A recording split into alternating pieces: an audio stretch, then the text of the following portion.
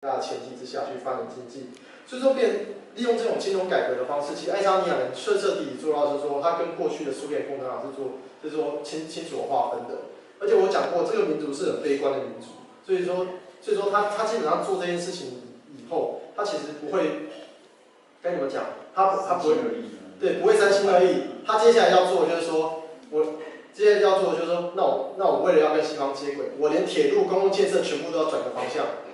以前是我往北跟俄罗斯接轨这样子，对吧？往东边跟俄罗斯接轨。那现在我接下来要做的铁路，第一个我要串联波罗的海三小国，对吧？所以爱沙尼亚它在波罗的海三小国的中间，下面是立陶宛，上面是拉脱维亚。它其实最早去串联三国铁路的一个国家，因为它刚好处于最中间，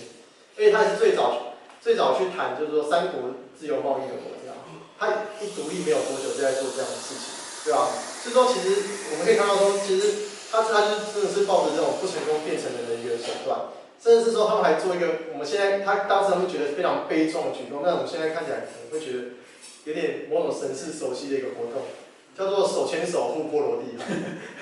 对，他真的是把立陶宛还有就是拉脱维亚的国家沿着一条公路，就是我当时讲他公路网串好以后。串完以后，200万人手牵手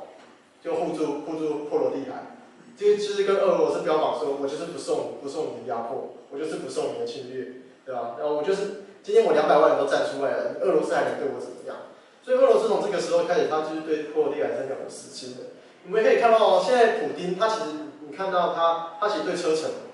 对亚美尼亚、对中亚的国家吉尔吉斯，他们还真的是我们蒙古国。对啊，他都还有一些想要伸手进去的感觉。可是你看普丁，他对波罗的海三小国有没有伸手？完全不敢伸手。我觉得在你有什么用？你当地的民主根本就不会服从我的意这样子，对啊。所以说为什么今天这3个国家能够就是说以一个加起来总人口数不到1000万的3个国家，却能够去抵挡过俄国的冲击这样子，对吧？抵挡过俄国的势力，原因就在于说他们真的是。用最悲观的心态在做最正确的事情，对吧？那其实我们也看到说，其实它另外一个是1995年，它也爆发能源危机，因为它跟俄国闹翻了，所以俄国那时候那我就断你能源来源，对吧？让你当地没有能源用，所以说变成它经济发展是下降，所以说爱沙尼亚从这个时候开始，它其实就发展说，我也是用低税负的方式争取外资投入，而且我鼓励新创事业出来。你只要愿意创业的话，政府都愿意支持你。我们可以看到，其实爱沙尼亚当时所有老一辈政治人物都已经离开了，那老一辈人物大概是共产党，民众根本不会理他们。当时的平均内阁年龄只有35岁，35岁要做这么多的事情，是一个非常困难的事情，对吧？一直到现在那个前几年，好像那个《天下杂志》吧，还有在访问他们的一个第一任的总理，叫做那个什么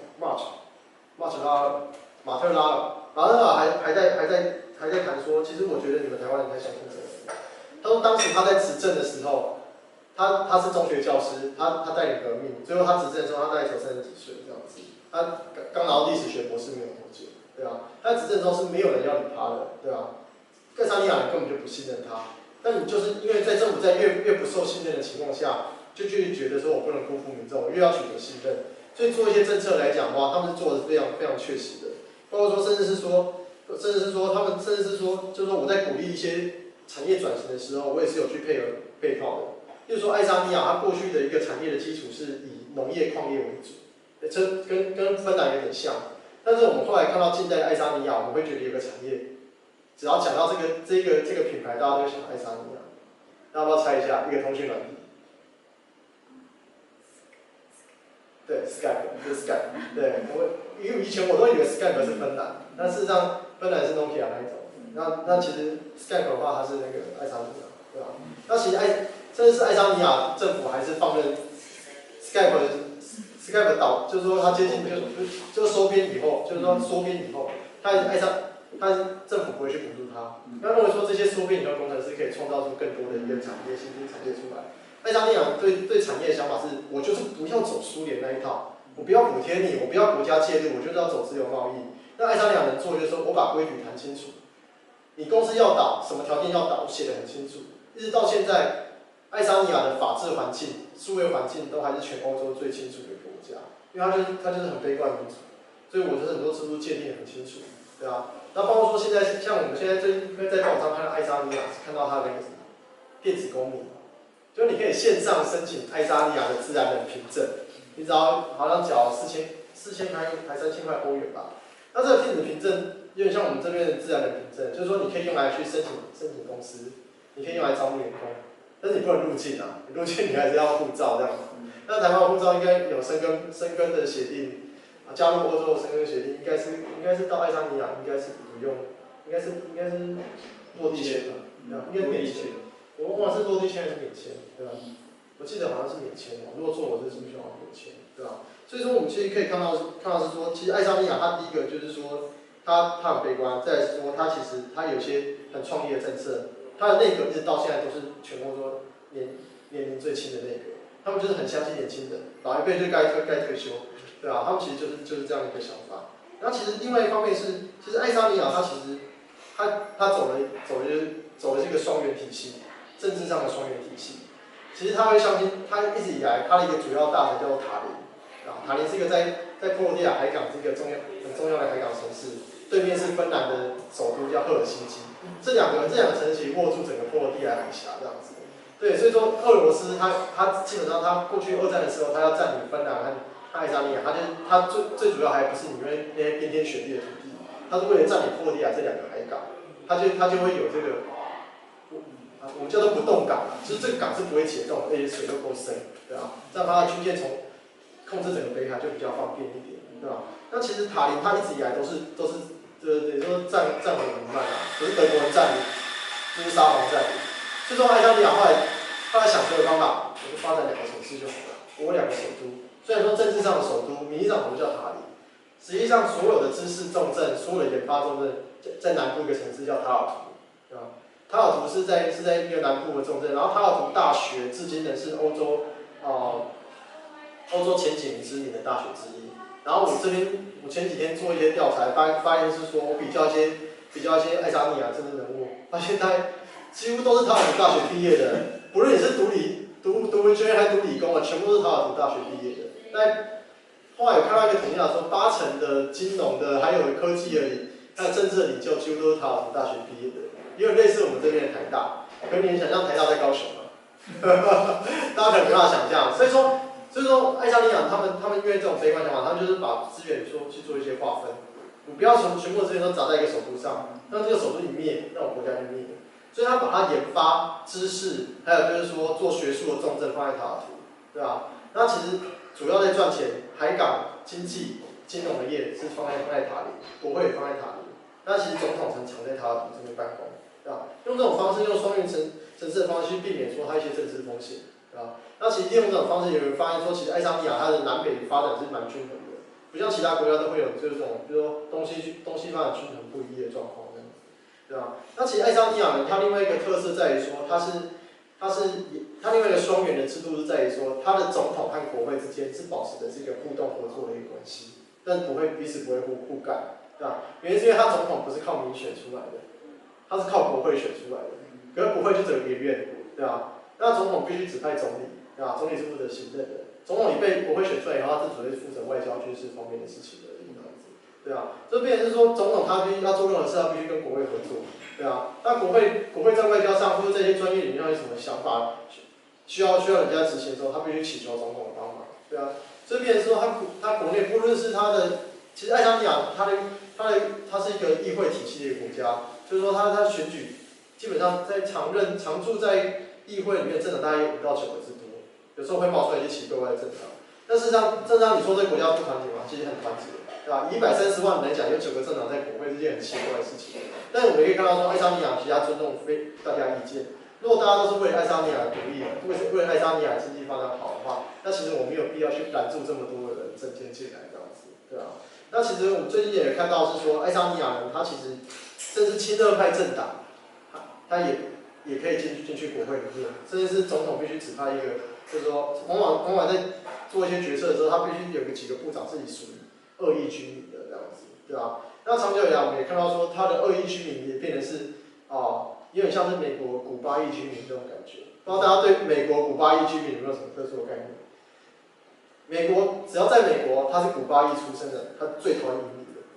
一定加入共和党，一定反移民，就很奇怪。他明明自己是移民出身的，然后但是在国会立法或者在所有的活动里面都是反移民的这样子。那其实爱沙尼亚2亿居民有点类似这样的概念，就是说只要我是爱沙尼亚2亿，就是俄国裔的出生的人，一定反移民。你只要东欧什么波兰什么想要入驻我爱沙尼亚，我绝对反对到底这样子，对吧？那其实这近年来也对爱沙尼亚造成一个蛮大的困扰。我虽然好不容易把俄国人变成是自己的国民的，但其实我爱沙尼亚是很需要人来我这边工作的，所以我才推广什么数位公民啊、电子化的时代这样子。对，然后再也是爱沙尼亚，他也认知到，就是说我走自然产业是不行的，所以他也往资讯业去靠拢，对啊。甚至说2000年，爱沙尼亚就宣布说，我全国无线网络全部免费，网络是不用钱的。那你说爱沙尼亚怎么白痴啊？那中华电信这种厂商怎么办？对吧？因为原因是因为爱沙尼亚他发现说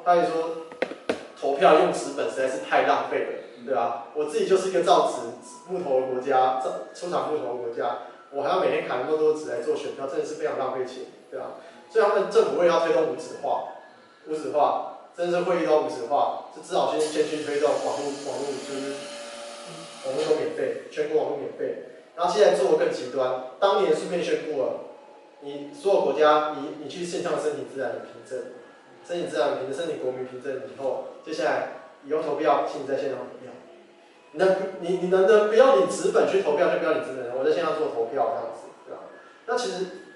为什么他可以这么做？因为爱沙尼亚人很早就认知到苏联他们在资讯技术上是领先的。然后苏联其实很会偷资料，对吧？苏联间谍很会偷资料，这个我觉得看很多电影大家都知道，对吧？那其实爱沙尼亚他为了防堵苏联，就是后来的俄罗斯继续用偷资料的方式去侵犯他们国家主权，所以他们发展非常严谨的治安体系。包括说你现在看到那些我们说大部分的防毒软体的品牌，基本上里面都会请爱沙尼亚的骇客来去破解它。我们叫做弱点扫描啦，对吧？就是那个防毒软体一定要做弱点扫描，知道说弱点在什么地方才能去做改善，这样子，对吧？这个叫弱扫。那其实爱沙尼亚骇客很厉害，所以那为什么爱沙尼亚骇客很厉害？原因是政府很长期在发展治安的技术。就是我们现在看到说，欧盟他们最后把他自己的司法，还有就欧盟人民保险的一些文件的电子资料库，它是放在哪里？放在爱沙尼亚。可是你看地图哦，爱沙尼亚隔壁有俄国你会把你资料库放在一个就在俄国隔壁的国家吗？为什么敢放？因为相信就是爱沙尼亚资讯能力够强，这样子，对吧？所以他们因为这样，因为长期去演化这样的技术，也发展出新的一个治安的产业。然后再来是说再来是说北非它的就是要防范这个网络入侵的本部，北约北大西洋公约组织军事组织它的网络的本部也是在爱沙尼亚，对吧？那其实当时普地来批评这件事情，说你是要跟我对着干嘛还是怎么样，对吧？那其实我们可以看到说爱沙尼亚它本身在这一块是蛮厉害的，对吧？甚至说爱沙尼亚人他们自己的当地企业家是说，我觉得全世界的一些资讯大国很奇怪，比如说爱尔兰或是台湾这样的一个资讯大国很奇怪，你们每一个国家都想要往西部去做发展，但你为什么不会想在自己的国家发展？为什么你不想把自己的国家环境弄好？对吧？其实我们也看到说，现在政府常常就是鼓励说，资讯业你能够去矽谷那边参加比赛，去矽谷那边参加投资，那代表说你一定有一定的程度，因为这个国际的竞赛程度。但其实爱沙尼亚人就把自己设计成是，我就是一个国际上最高端的资讯场地，对吧？我就先自己把自己的环境弄好，因为我不知道哪一天我国家会灭亡，对啊，那我能做的就是说我把握当下，先把现在的事情做好，不要让这个让悲剧再重演。包括说最近就是维基解密的资料也出来说，为什么爱沙尼亚人评估说2000年他们要做电子投票？他们是认为说，因为当时俄国的军事又在起来了，他们怕有一天俄国又会把爱沙尼亚人灭亡了，所以他们先用电子投票，以后爱沙尼亚人逃到世界各国，我都可以投票选总统，对啊，超爽的，对吧？对啊，我觉得这一点他有空应该去找达赖喇嘛建议，因为世界上藏人还蛮需要这一点，对吧？藏人总不能再继续口耳相传下去，对吧？那其实我们也看到是说，其实爱沙尼亚人他之所以为什么他能够转型正义，还有他的金融改革做那么成功，原因是因为他很重视他的历史，包括说我们现在最近看到一些在谈论说东欧在二战时期东欧的那些犹太人，他们怎么去反抗德国人，或者说抵御那个俄罗斯大军的一个故事。就说最近有个是那个有电影叫《圣战家园》，是那个演007的那个演员演的，对啊，那部是在讲说就是犹太人他们不受纳粹迫害，逃到森林里面去，然后组织反抗军，然后组织反抗军就刚好参与了就是东欧一些独立的战争这样子，所以反抗军最后被灭了，然后但是他们也成功了，就是说让犹太人不会被纳粹人侵袭。那其实这段历史故事大部分都不是波兰人，或是那些乌克兰这些东欧国家写的，都是爱沙尼亚人写的，对啊，爱沙尼亚很重视那段历史，到像他们的歌唱革命里面，他们的歌曲里面谈的都还是这段历史，对啊，这段历史对他们来讲是一个非常悲伤的来源，就明明是他们觉得是自己的西欧国家，但最后却被俄罗斯入侵，然后被迫要学俄语，所以说他们为什么今天会经济发展这么完整，然后完全没有负担，大家的政治共识那么强，来自于说他们的历史记忆是完整的，对吧？我觉得这点是台湾值得学习的地方，因为我发觉说，其实我也在学校的时候都会觉得就是说，其实台湾史应该大家的共识都差不多吧，对吧？然后其实后来我出去社会里面发现说，其实不同族群、不同产业，他们对台湾历史的想法是差很多的。有些人甚至不知道说，甚至以为偏颇族已经灭亡。那这个其实如果在同温层的话，会觉得说偏颇族像什么西拉雅语都还在复原中，你怎么会认为偏颇族灭亡呢？对吧？那其实我觉得台湾在历史教育这一块是没有，甚至是没有像爱沙尼亚那么完整的。他们自己在苏联统治时代都可以利用歌唱的方式去留存历史，对吧？那这一点我觉得是我们一个值得向他学习的地方。然后其实总结以上的话，我会觉得说，第一个就是说，其实你一个国家如果说你为什么今天这些国家它能够从过去的弱国走向变成是我们现在所知的一个产业的强国？第一个就是说，你国家必须政治共识，一定要有政治共识，无论你是站在哪一个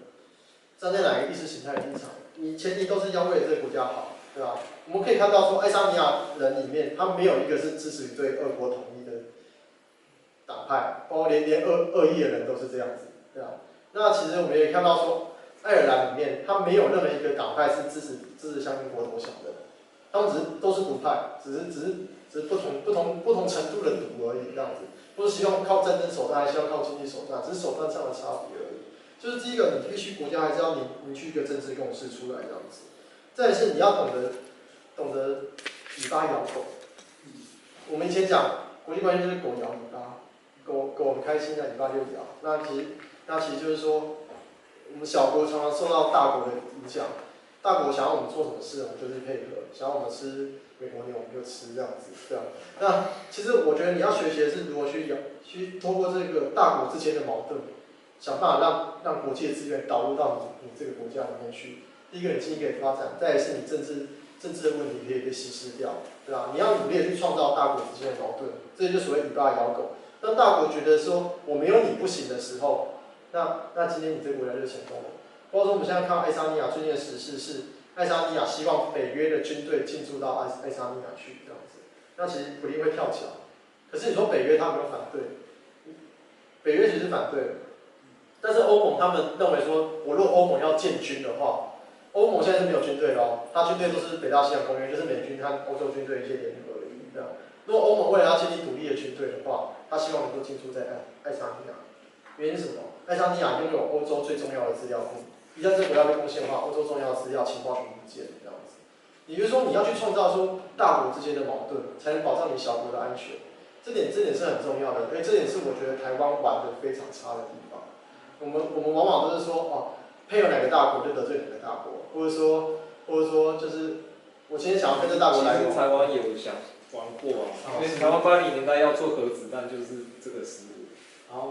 那个时候做核子弹就是蒋经国觉得美国，因为70年代就准备断交嘛，对，他就那时候赶快派人去发展，但是后来就有人泄密嘛，不是，他就张献一整个带着资料就跑到美国啦，就被美国庇护啦。所以我们就是那时候想玩美国，反而被美国玩。对啊。如果我们现在有核子弹的话，这20年来历史是完全不一样。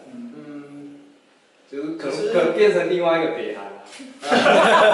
比较糟的情况，比较好的情况就是以色列有核弹但是不讲，然后旁边的国家都就对他有点那个忌惮。对，其实核弹这个问题以前我们有讨论过，但是核弹在某种情况下是没有意义的，就是你没有境外的发射系统。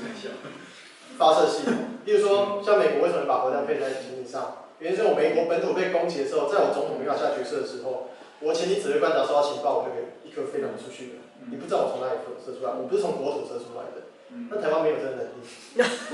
台湾有飞弹，是可以。对，但我们都是入机的，对，然后对，我们都是要进在。现的就连发都没有机会。对，如果说今天核弹是放在兰屿这种的，可能还有点机会。那我觉得打陆人应该会越来越没送。那现在兰屿这地方我们不要去想去玩的。对，那再来是说，我觉得最近反而是一个争取核弹的时机。跳出来讲，跳出来跟今天的主题没关，因为其实川普他执政以后，他用了一批国际关系学者，这些国际关系学者相信的是核主才是世界和平的关键。我听起来觉得很鬼扯，但他们举了非常多例子说，你看从苏联我们冷战时代，就是因为双方不断的发展核子武器，核子武器越多，双方越需要通话，只要核子武器的数量跟通话成正比的话，代表说双方沟通就是有和平的机会。这点其实其实听起来很鬼扯，但其实你必须讲，有一部电影叫做《恐惧的总和》，它讲的就是热线的问题，就是说热线一旦断了以后，万一有中间有个军阀他想要发射一个飞弹，造成美苏之间的困扰的时候，有没有可能？有可能，对啊。那如果说你能够让热线不要断，那怎么样让热线不要断？定期的核子裁军会议，或者我们定期讨论下来说，世界上的核子武器我们要减少多少？那这个矛盾来源就是说你有核子武器，双方都有核子武器，所以我不会随便发射飞弹出去。因为只要第一颗飞弹出去的话，那接下来就没有第二颗飞弹了。那爱因斯坦说，第三次世界大战他不知道长怎么样，那第四次世界大战的话，人类应该是拿棍棒来石头，啊，那其实当时的冷战时代的老一辈人，他们是很担心这一块东西的。所以川普他运用了他现在新一派的利用了一些国际政治的一个学者，包括他的幕僚，里面都讲都是核主体系。有一个人叫做 Stephen Walls， 我忘了。反正我记得他叫 Walls， 他讲了他以前提出的理论就是说，你要解决中东问题很简单，每个人发一颗核弹。所有阿拉伯国家如果每个国家都有几颗核弹，而且是一定数量的核弹的话，阿拉伯国家之间彼此不会有战争，因为你不知道你现在今天坦克车开过界以后，下一步人家会不会丢飞弹过来？一旦有这种双边的这种这种紧张问题的时候，对恐怖平衡的时候，大家优先想到说，我先打电话。我会先想沟通，但如果说今天是大家都处于没有核弹状况下，我今天军队一过来，我就下一步就军队过去，我干嘛跟你讲？我就跟你打就好了，对吧？那其实有很多学者是想到这一块，所以当时为什么川普说我支持美军全部撤出日本、撤出冲绳，凭什么我要在那边付钱帮你顾这些地方，北韩你自己去处理去这样子？那其实但是我们看媒体都想到这句，觉得哇这家伙有问题。那其实他下一句有讲到，他接下来有讲到。